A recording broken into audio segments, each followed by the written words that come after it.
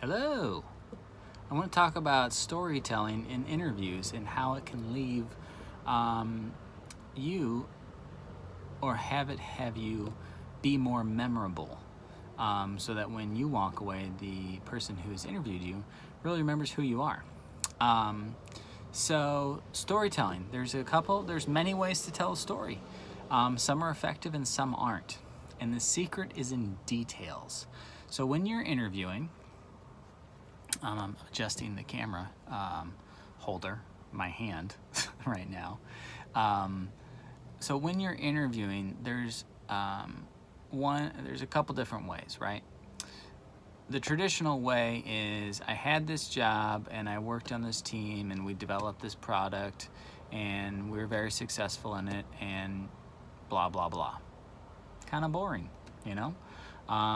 And so I was inspired to share this today because I just got out to a coaching call with a client, and it's the typical way people tell their career story. I worked at this job and we did these things and blah, blah, blah, blah, blah. And there could be some amazing stuff in there, but the story's not amazing and the engagement's not amazing. And so I'm just going to give you a real-world example.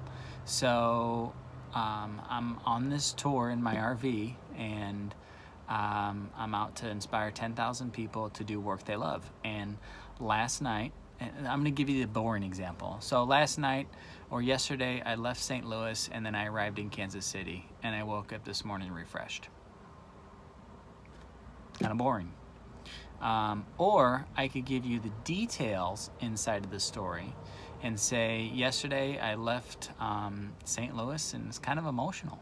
Like I actually started crying because I was excited and like it just hit me like I'm going for my dream and I'm ready to like take on this mission of inspiring 10,000 people.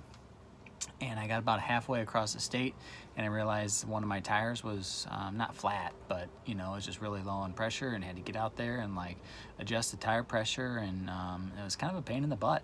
Like if you've ever worked on dually truck tires, like the tire pressure things like are in the back, and you got to really bend your fingers around, and it's kind of a pain. But I got through it and got the tires inflated and I made it to Kansas City successful.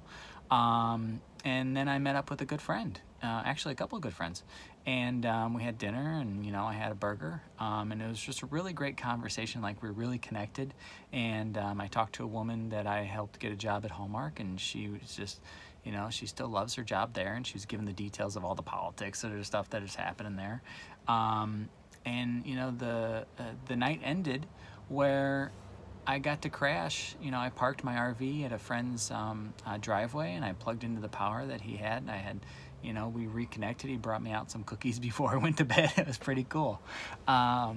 So that, and then I woke up this morning and I was refreshed and I slept really well in the RV, and it was great. So that's like my example from my life, right? But when you're interviewing, we get so stuck in our heads that we forget to add in the details, and we're just like, I gotta only tell them the stuff that's good. No, you want to tell the stuff that so if you're a developer or in anything, if you had to pull an all-nighter, throw in those kind of details. Like we had an all-nighter and we had to order pizza for the team, and like I remember Bob got sick that night or whatever. Like you don't have to throw in that kind of stuff, but like any kind of detail where they will remember you, and remember the details, it just makes you stand out as a candidate. So one of the ways you can do that is to practice your story in the STAR format. The situation that was at task, the task that you had to do, the actions you took, and then the result, right? And then sprinkle in details, just like spices. Sprinkle in the spice, and think about those moments when you're working on that project. What are some of the details that show up? Some of the exciting things, maybe some of the grueling things. People are wired for drama. That's why TV is so prevalent with drama-filled stuff. And if you can add in some spices to your story, you're going to be a memorable candidate and have a much better chance at standing out and getting to the next part of the interview process. So if you guys have any trouble or if you got any questions, feel free to reach out. I'm here to help. I'm heading to Arizona soon and going to be heading up crossing the country, about 2,000 miles. I still got to fix some stuff on the RV. Anyways, that's kind of a side topic. I hope this helps. I hope you guys have an awesome day. And Charlie says, don't be a chicken. Do what you love. Don't let fear stop you. Go get your job. Talk to you later. Bye.